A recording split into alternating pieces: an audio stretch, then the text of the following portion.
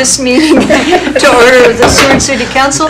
It's Monday, May 12th, and it is 7 p.m. still. Chief, would you please lead us in the pledge? I pledge allegiance to the flag of the United States of America and to the republic for which it stands, one nation, under God, indivisible, with liberty and justice for all.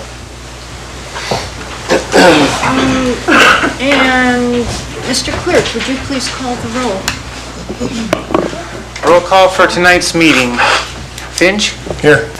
Osenga? Here. Warner? Here. Wells is excused. Barnwell? Here. Kreitz? Here. And Mayor McClure. Here. You have a quorum. Okay, thank you. We have two proclamations tonight. I'll read the first, and I'm giving the Vice Mayor the longer second one. The first is for National Public Works Week.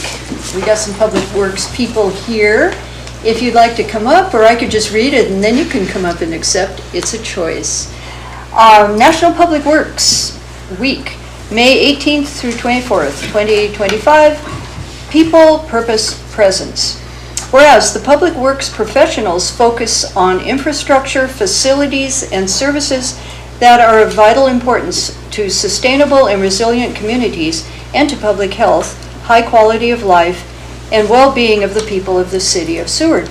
And whereas these infrastructure, facilities, and services could not be provided without the dedicated efforts of public works professionals who are engineers, managers, and employees at all levels of government and the private sector who are responsible for rebuilding, improving, and protecting our nation's transportation, water supply, water treatment, and solid waste systems, public buildings, and other structures and facilities essential for our citizens. And whereas it is in the public interest of the citizens, civic leaders, and children in the city of Seward, Alaska, to gain knowledge of and maintain an ongoing interest and understanding of the importance of public works and public works programs in their respective communities. And whereas the year 2025 marks the 65th annual National Public Works Week, sponsored by the American Public Works Association and Canadian Public Works Association.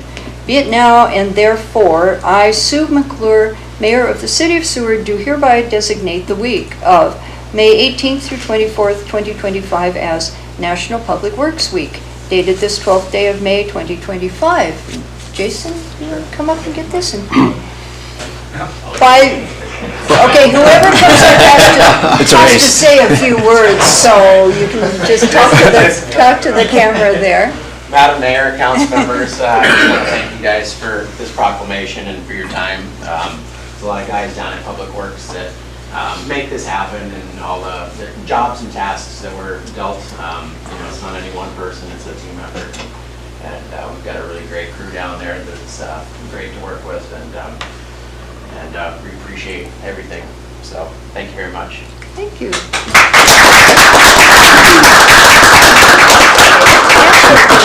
Nice. Thank you for all you do. Thank you. Thank you. We do appreciate it all. Thank you. Thank you. There you go. Thank you. Thanks. Okay, when you're ready. All right.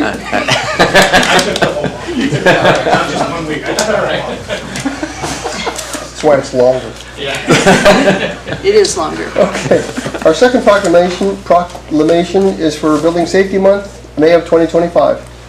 Whereas the City of Seward is committed to recognizing that our growth and strength depends on the safety and essential role our homes, buildings, and infrastructure play both in everyday life and when disasters strike, and whereas our confidence in the resilience of these buildings that make up our community is achieved through the devotion of vigilant guardians, building safety and fire prevention officials, architects, engineers, builders, tradespeople, design professionals, laborers, plumbers, and others in the construction industry who work year-round to ensure the safe construction of buildings. And whereas these guardians are dedicated members of the International Code Council, a nonprofit that brings together local, state, territorial, tribal, and federal officials who are experts in the built environment to create and implement the highest quality codes and standards to protect us in the buildings where we live, learn, work, and play.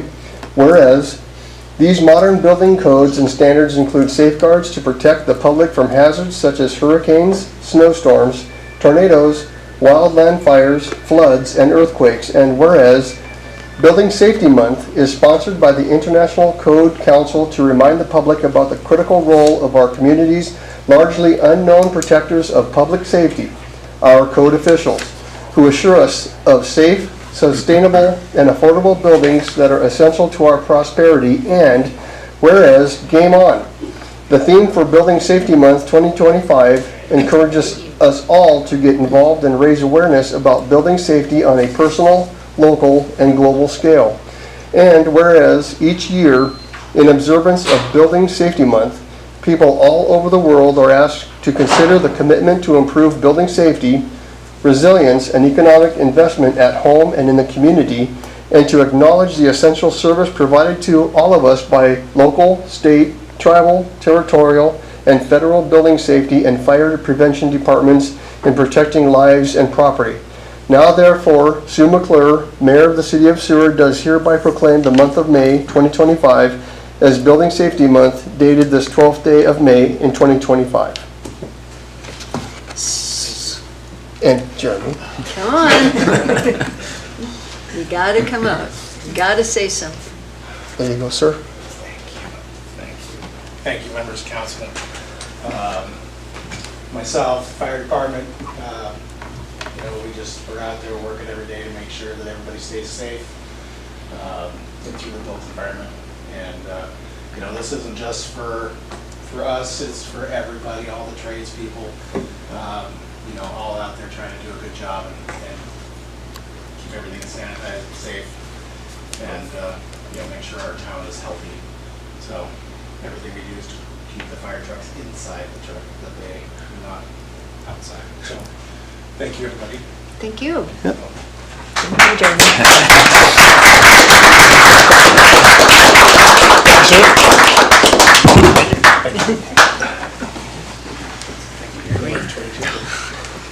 Keep it up.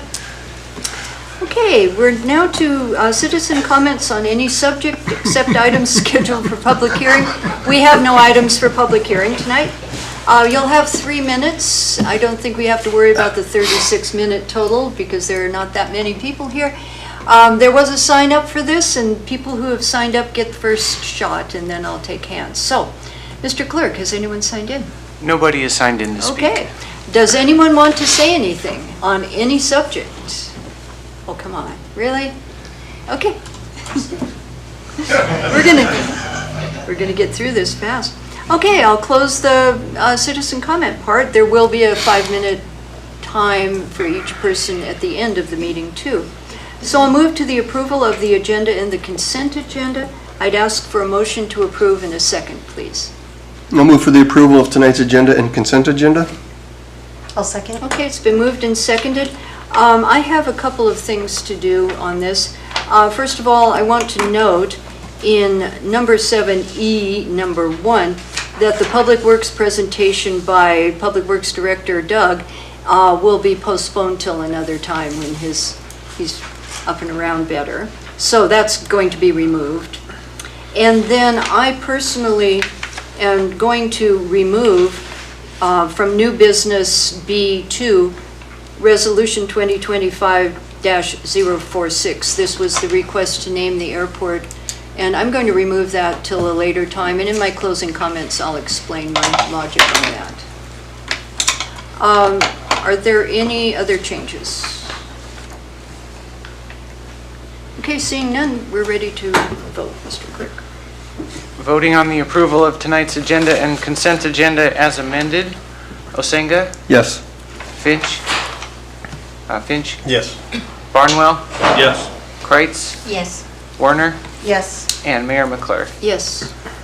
Okay, your agenda and consent agenda have been approved, and on the consent agenda were the April 28th, 2025 City Council meeting minutes, the introduction of Ordinance 2025-009, amending Seward City Code Title 8, Chapter 8.30.015 Business License Required and 8.30.025 Application for Business License. Resolution 2025-047, authorizing the city manager to purchase a switch cabinet for the electric department in the amount of $46,320. And no grounds for protest to the renewal of the liquor license for Taco Dan's or the transfer of the controlling interest for the liquor license from Taco Dan's to ZPA LLC. And lastly, no grounds for protest to the renewal of the liquor license for Chattermark or the transfer of controlling interest of that liquor license from the Chattermark to ZPA LLC. Okay, thank you. That brings us all the way to the city manager report, which you'll find on page 46. We have Assistant City Manager Jason here to talk about the report. Okay, yes. And any questions? Yeah, so obviously we had some great weather for the bike rodeo and Super Saturday cleanup this last weekend.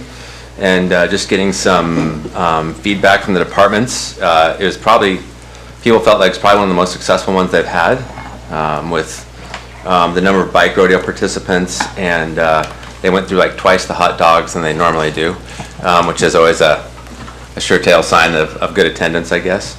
And then too, there was a really good, we don't really know how many bags were collected yet for Super Saturday cleanup, but we do know that just the interest people that signed up, and there are some new school groups this year, so it's great to see all those yellow bags throughout the highway and up and down the roads everywhere where people picked everything up.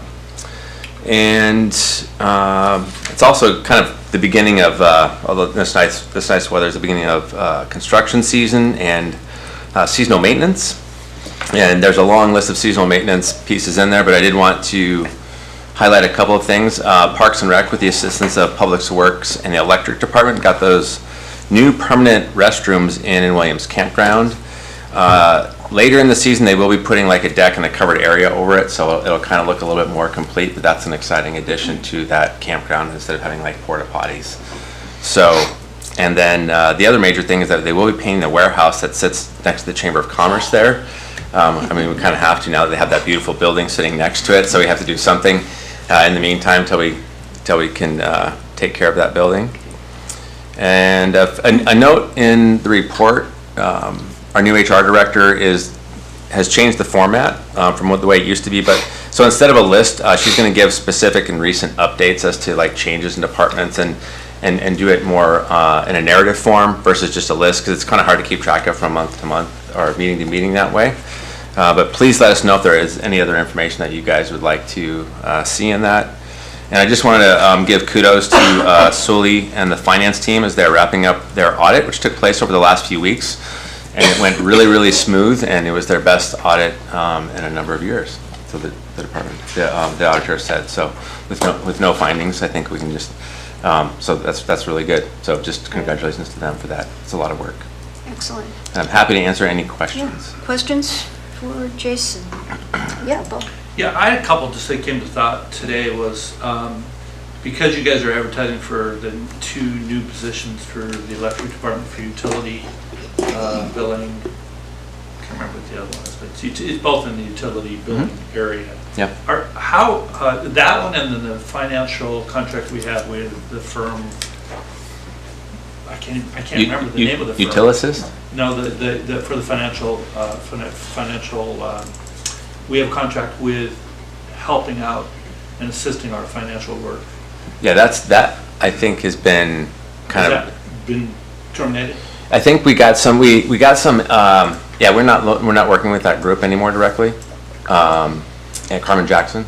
Yeah. Carmen. So yeah, no, we're not working with that group directly anymore. And so because that was the plan, as we get staffed up, we can pare that down. So that's kind of what's taken place over time. Okay. We did get a little extra assistance just for audit prep from some individuals that we've worked with before. But yeah, we have. And that's kind of the whole plan is when we're able to scale up our staffing, then we can cut back on those contracted help pieces. So. And same with utility assistant. Yeah, that's the plan, is to basically get away from outside help and just be able to do that. So that will accomplish that. So do they pare that service down as a contractual thing, or how does that work? Do you know how any of the specifics on that, or is that are we paying full fare until we terminate that utility assist, or?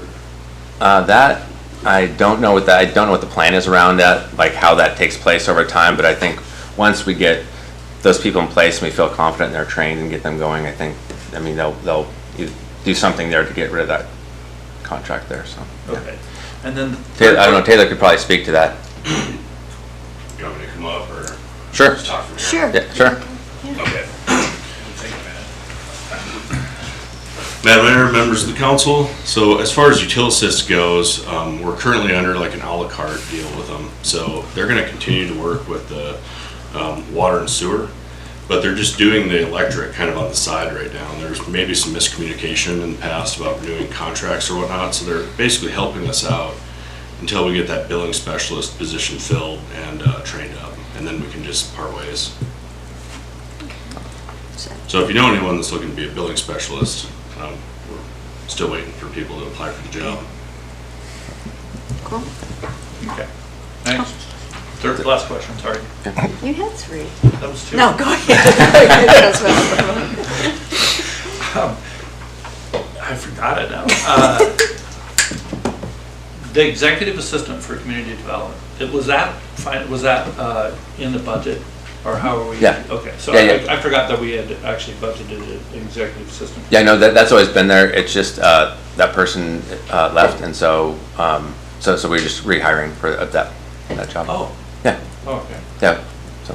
Thanks. Yep. Okay, other questions, comments? I'm really happy to see that the water is spouting out of the water fountain thing down there. That always brings back old memories, and town's looking good.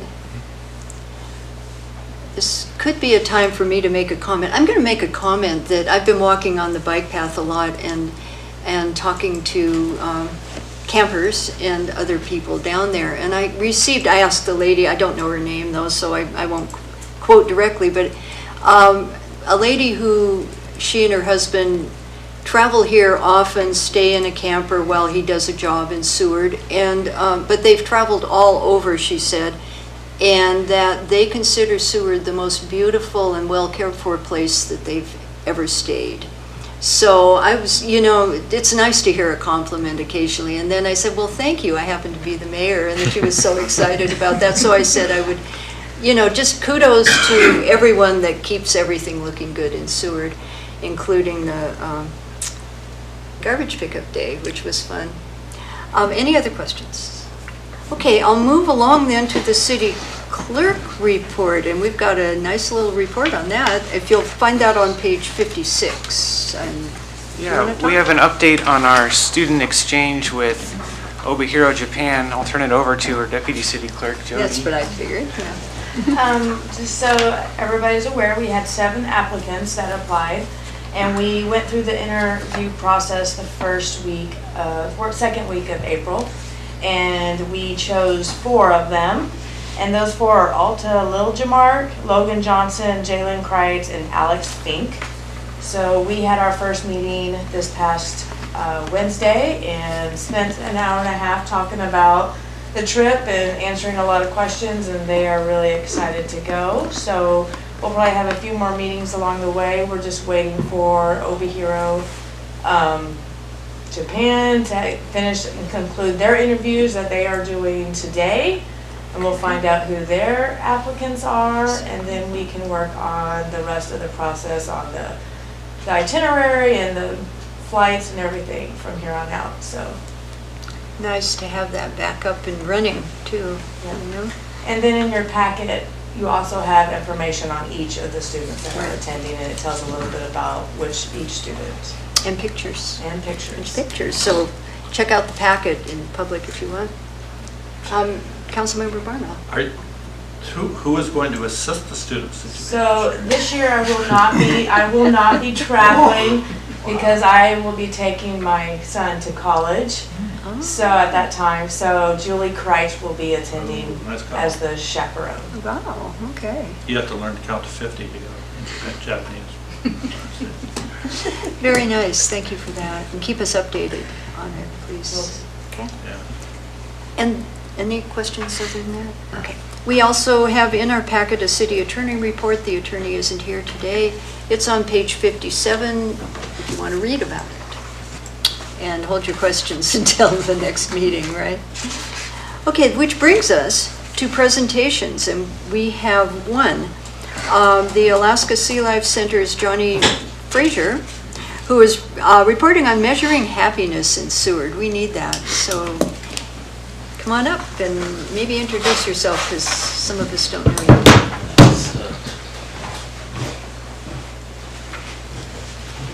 Happiness. Thank you. Thank you, Mayor McClure and City Council members. So my name is John Fraser. I'm a psychologist at the Alaska Sea Life Center. I'm a conservation psychologist. I study how people get involved in doing things for the planet, but that involves a kind of positive psychology perspective as well. So my background, I'm a fellow of the American Psychological Association, and my PhD work is on how people work as groups and communities and how ideas share in society. I'm going to be presenting today on gross happiness, and for the Sergeant at Arms, I have copies of the report for everybody here. Well, for the council members that are here. I've also emailed a PDF of the report as well. But today I was going to present a brief overview, which is on the screen there. Do you see it behind me as well, or you're all going to turn that way? Turn. Okay, so we'll slightly showing turn. the camera the back of my head, and I have my bulb protection on. We actually have a directional camera for you too. Oh, you do? Okay. Great, so we don't have to worry about the baldness. So this is a survey that we did last October as part of the Seward Prevention Council's collaborative work. We were looking at a lot of things that are challenging for the community, and I suggested that we should look not just at the deficits, but also look at the positive side. Gross happiness is a holistic measure that's really developed in the 1970s in order to look at how we think about people living in a place rather than their economic output, or thinking of people as widgets and really thinking about what is community life. So it's a state of mind. It looks at the material, social, and spiritual well-being of what happens in the community. This is a standardized measure, and it's implemented around the world, so we can compare ourselves to other cities when we do this work. It looks at the idea of holistic wellness, sustainability and equity, cultural preservation, environmental conservation, good governance, and psychological well-being. Because we were running this survey last October and it was a somewhat contentious election, we decided to remove the section on good governance because we felt it could polarize the survey, and as you may have seen on social media, comments were made that they believed you were funding this study, which was completely funded through a grant I have at the Alaska Sea Life Center. So no city dollars were spent on this, although the Seward Community Library and Museum and Parks and Recreation Department signed on to ask for benchmarking of how people perceive value from their services. So that was part of the Seward Prevention Coalition. So the focus is on issues that affect happiness, which are challenges such as societal well-being, how people get inspired, how we look at this as an objective measure that allows us to compare how things are going, and to think about it in terms of decision making later on. For the nonprofits and the agencies that were involved in this survey, it's also a chance for us to benchmark what could we be doing better in order to meet all of the needs of all of the community members, because it can address issues of who is not necessarily getting services. So with that, there is a simple question you start with, which is imagining where you are and just how happy are you. And one of the things this does is it synthesizes pretty much what we'll hear through the rest of the survey, but this is kind of a benchmark of where you stand. And what I want to tell you is Seward comes out as the 10th happiest city in the United States.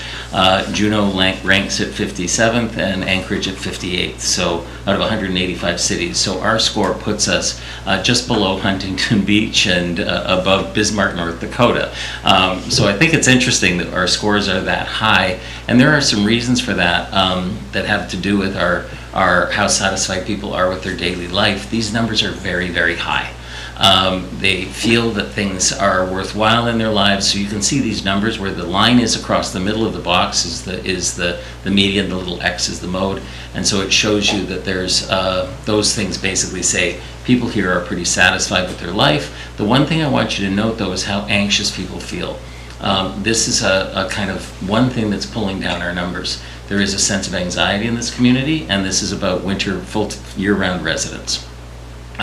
It turns out that we have a loneliness issue is what's being reported mostly.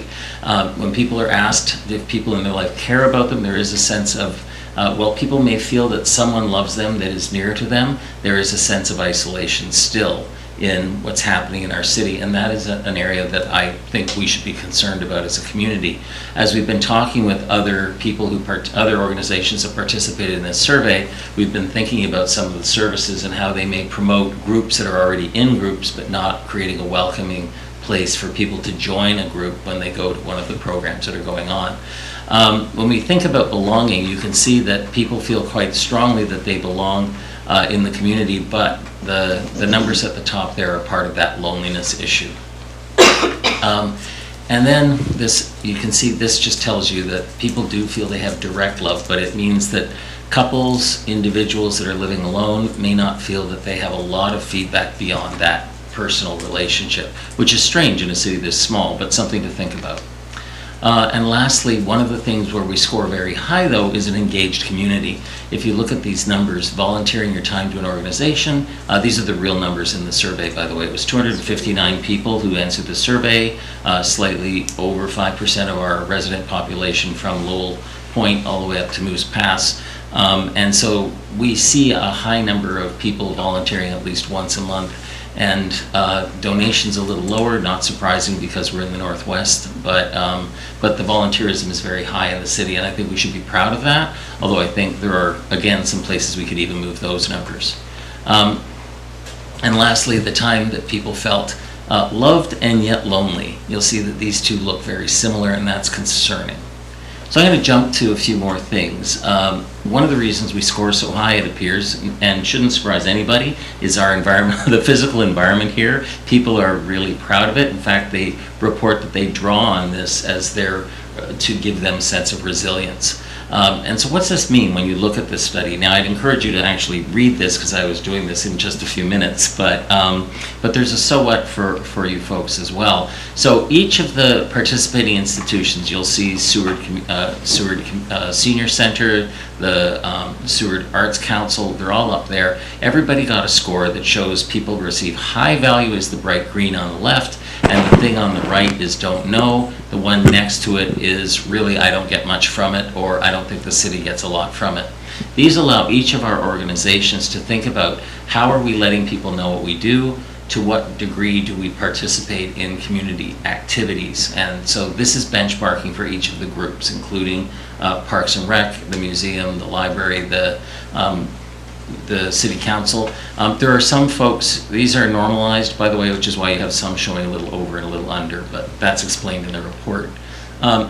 In terms of your work, though, continuing to support Parks and Rec and the library really is a direct, people say it's how they feel connected in this community, and so I'm really encouraging you. These are important services that people recognize as a value to make this place a better place to live, and I think we're seeing that in terms of their participation numbers. Also, the work that you're doing, oops, that was, sorry, I apparently forgot to put something on there. That's actually the Senior Center and the Chamber of Commerce, and they're also able to think about how they can have the public understand the community value that they're providing. As I said, nature is the thing that really is considered the main source of our happiness, and so highlighting the dedication of the city to environmental quality and being a safe, happy place, healthy place is important to our publics. In terms of our supporting environmental stewardship is also something that people perceive as a mental health infrastructure, something that gives them sustenance in life. And so as we think about this part of our community, the more that this council can do to highlight the value that we get to our city for having mental health services from the environmental systems that are here, the parks that you're supporting, we can do a lot more to help people perceive this as an important priority for you as well as for the city. In terms of time management, this came out to be a particularly interesting question as I reviewed the results with some parents in town. People with school-age kids from middle school to high school find themselves pulled away from our community on the weekends most winter weeks, and that's the sports thing. But that's leaving this, the sense of being connected to the community a little bit disrupted. And so as we think about what's going on with our nonprofits and organizations, it's important to think about what are we doing for those who are here to help them feel that they're belonging, especially if your family's away but you're staying home to take care of the dog. So thinking about how our programming reaches people during that period and how we stagger programming to overlap and increase accessibility for folks. I will say with this, we've met with the library, Parks and Rec, and all the other groups that supported this, and everyone is thinking about how do we rationalize calendars so we're not competing for the same audience. So we're already doing it. I just want to say for the council that this is an important part of the work, is thinking how few people we have and how we not compete for the same human resources. To address loneliness, which is the greatest concern that we could see here, unpartnered residents and lower income households report high levels of loneliness. And considering where agencies can think about winter community building activities that they're already doing, but how do they create a welcoming new place for people who may feel apart rather than focusing on groups and already connected networks. Lastly, and I'm going to try and do this quickly, our crime stats are being reported. People think this is a crime-ridden hellhole because when we report our crime statistics, they're averaged as if we have 100,000 people in town, not 2,500, and that number is kind of misconstrued because, well, we only have 7 actual crimes that meet the federal statute for high crime. Our real summer population means that we can bring this down to a much lower number. Seward is a very low crime town. We're not the safest in the country, but we can be, but it's a math misconception of what our crime rate is compared to our citizens. So I would suggest that we put more time into talking about us being an actual safe city and saying we are safe, we have a low crime rate, and we can really do better. And I'm done. That's okay, you can. Can I keep going? Sorry. Yes, please. I got beeped. I was worried. Well, lastly, I'm going to just draw your attention to one other thing, because we do ask the degree to which people feel they experience discrimination. And we can see that while 60% say never in our town, these numbers are very high even for the United States. And so elsewhere in the world, people may not experience it at the same level, but these numbers, it is persistent and always for 5% of our population. And while there is a lot going on in our politics today to talk about these kinds of ideas of separating people or making them feel apart, I think it's an important issue that we don't let go, that we want to be welcoming to everybody, and that there is equity. Oops, I'm sorry. And so as we think about an inclusive community, how do we really reflect the idea that we're here for everyone and that this town welcomes all people? If we can create those conditions and talk about what belonging is, I think we can do a lot more to make us the happiest place in America. Thank you. Good timing, too. I missed it, sorry. That ties right in with, the compliments I get about how welcoming Seward feels to out-of-towners, so this is good. We have time for questions or comments from council if you have any. A bunch of what you said rings true because I'm active in a lot of organizations and things besides up here, and it makes sense. Yes, Councilmember I'll just dive in a little Barwell. bit. Johnny, can you just kind of reaffirm to the public, because most of these happening surveys from what I've read are big cities, metropolitan areas. That's right. And we're a small town.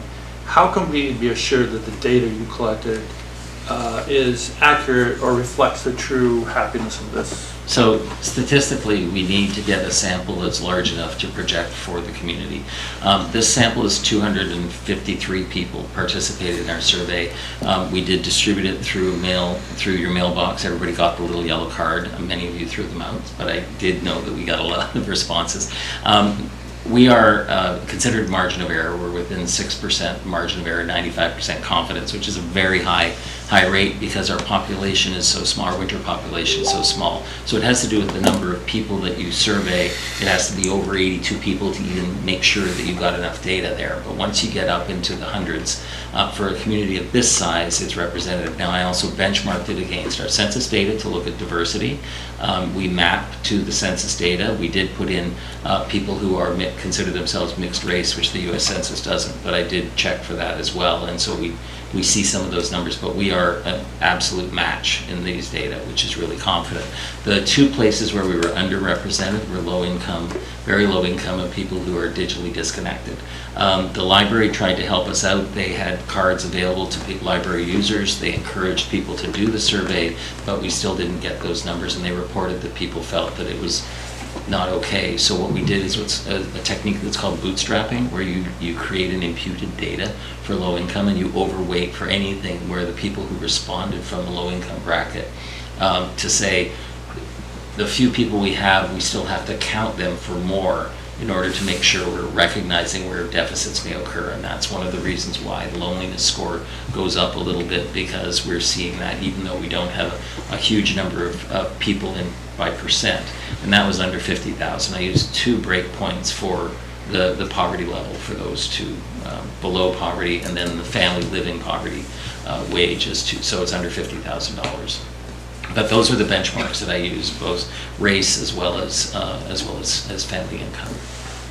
And then we also looked at children in the household and no children in the household, and we were slightly underrepresented for children in the household by not enough to be significant, but it was enough to allow us to do a comparison. And in the report, you'll hear about families with children, you'll hear about loneliness, because I had a special section devoted to that. Sorry, and we can get the report. Oh, he's I gonna brought give this, it- but I don't know who the The sergeant clerk will at pass arms is. it out. How So if you want to public pass get those that? out. Mhm.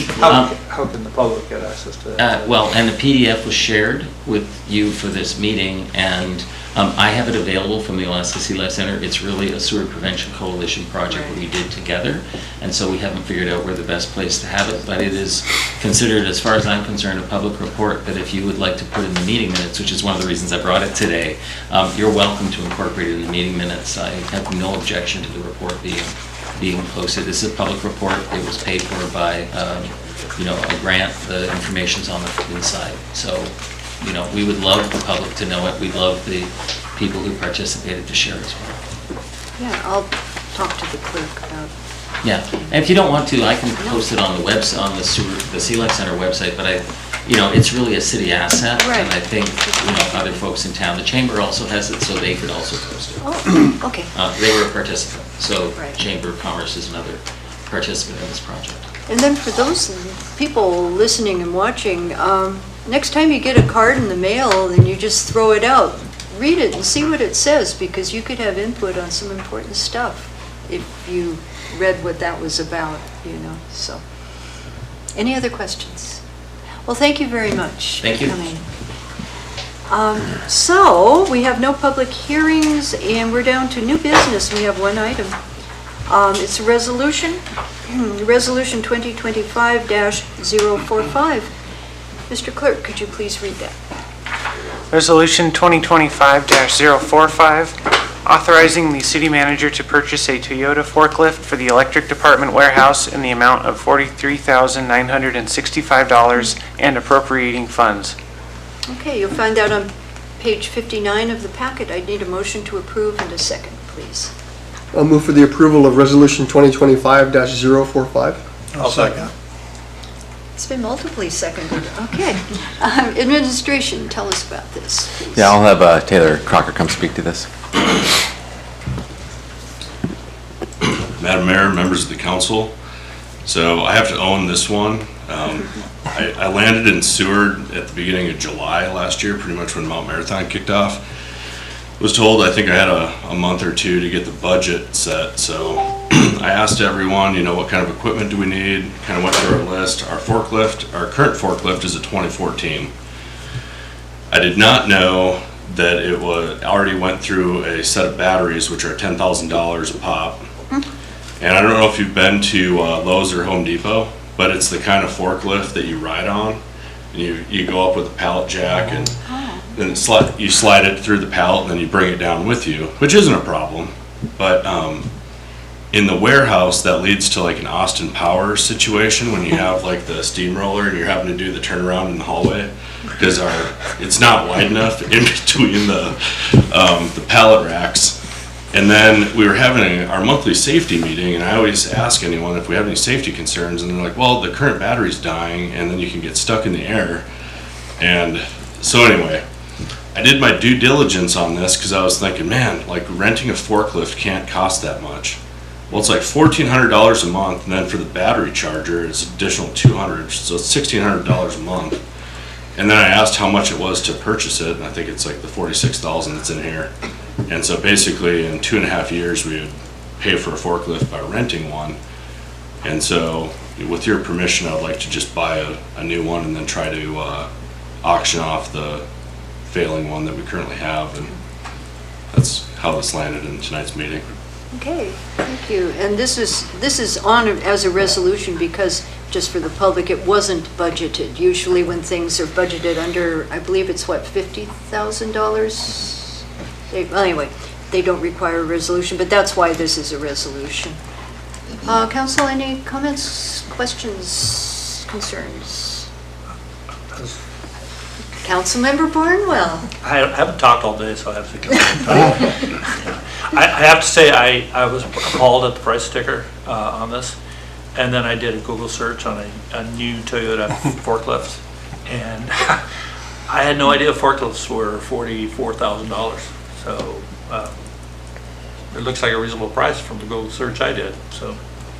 Now, I'll just add one more thing. So we did our research this time. And so I don't know who's been to the warehouse, but there's a fire door in between the warehouse, and it's not really a vehicle maintenance area, but that's where we perform vehicle maintenance. Right. And the current forklift was too high to fit through the fire door. And so this new one has a 3-stage boom on it, so we can actually drive it through the fire door to pick the pallets off the shelves on the other side, so we don't have to bring the front end loader and max it out on the height to get the stuff off the top shelf, which will also improve safety for the guys working in the warehouse. Okay. Which brings up a total off the subject thing that it's time for a tour. I mean, you know, we really should get together and do a tour of some of the places like your establishment out there sometime, because we have new people that haven't. Anyway, any other questions, concerns? Yeah, Councilmember Werner. Thank you, Mayor McClure. I also just want to note that here in the agenda statement, it does say that the electric department solicited quotes from 3 different vendors. So I just want to point that out, that this wasn't just a pick one, and they actually looked at a couple. Thank you. Thank you for that. Anything else? Ready to vote? We're ready to vote, Mr. Clerk. Voting on the approval Thank you. of Resolution 2025-045. Barnwell, Yes. Finch, Yes. Osenga, Yes. Werner, Yes. Kreitz, Yes. and Mayor McClure. Yes. That resolution has been approved. Okay, and that brings us to informational items and reports. Just want to inform people that our next meeting, which will be on a Tuesday because of Memorial Day, it'll be Tuesday the 27th, we have a work session at 5:30 that day to discuss what we're going to do with the Jesse Lee property. So that will be of interest to some folks.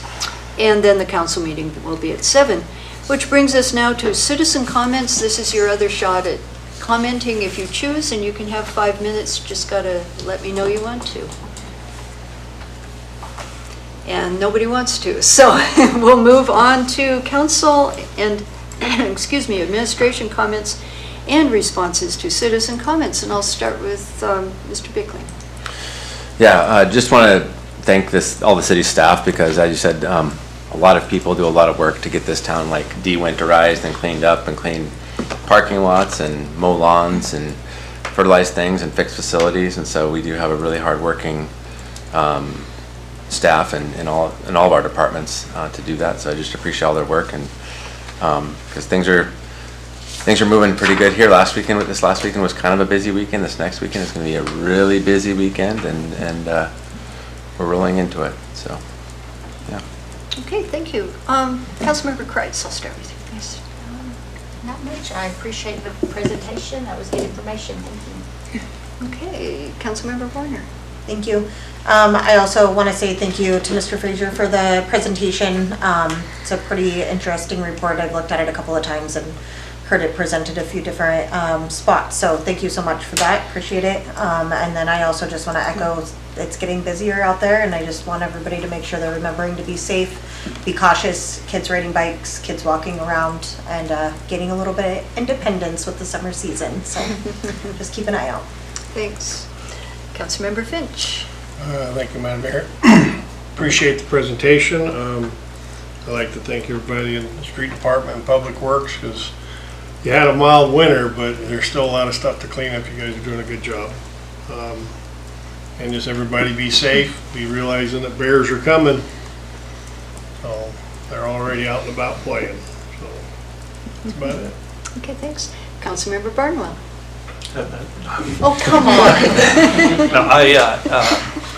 No, thanks, Johnny, for coming in. That was a really good presentation. This stuff's really fascinating, and I think I don't think we really appreciate the designation of top 10 in the country. It's kind of a gobsmacking kind of idea. I really appreciate all the work your outfit and your collaborators have done on this. It's really interesting stuff. I also want to recognize that several people in our community have passed away in the last week. Dan Seavey, one of them, Dorothy Urbach, and Craig Turnbull, the three in the last few days. And they're great people, and we're really grateful for their immense contribution to this town, and I just want to recognize that. I'm sure there'll be more coming in the future. And then finally, I think it's good that the city manager left, because Jason has a really short meeting here, and I'm sure it's because of him. I think it's the police chief. All right, the new police chief, thank you. Okay, that's it. Okay, Vice Mayor. You want to talk about your trip too? No, I was going to save that for when Kat showed up. I think that she would be able to say a few things that would help with what I'm saying. Thanks to the Science Center and Mr. Fraser for the happiness report. That was very informative.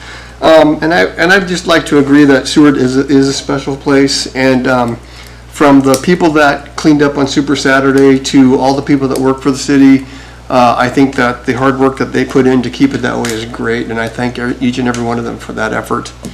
And that's it. Okay, well, I have more. Following up on what Councilmember Barnwell said, I'm offering condolences and warm thoughts to the Turnbull, Seavey, Urbach, and Hull families.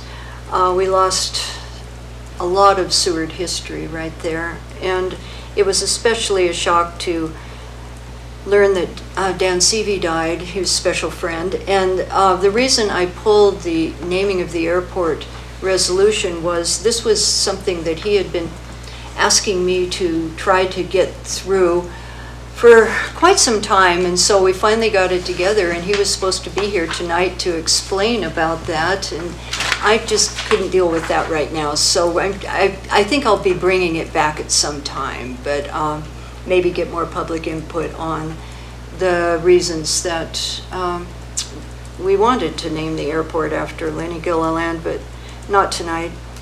On a history note, Thursday at 7 at the community room, we're going to have a really cool history talk on some historical cabins on the Kenai Peninsula. If you were in attendance at a book signing about this a couple weeks ago, this is going to be really good with pictures, and I think it's really worth coming to. It's a free talk. It's one of our history talks. And on a light note, tomorrow, I believe 37 of the second graders from Seward Elementary will be having a tour of the city. They're studying about Seward and Seward history, so they're going to be here. We'll break them up into groups, and we're going to have, like the kindergartners did, and I've promised some of them they'll all get to hold this thing and maybe pound it a little bit, so brace yourself, and I'm getting some help from the city for that. They'll be around, so if you see little groups of second graders walking around, that's what that's about. We want them to become mayor someday. Any other comments before we've almost set a record again? Okay, well, I will adjourn this meeting at 7:49. Ben? Good job.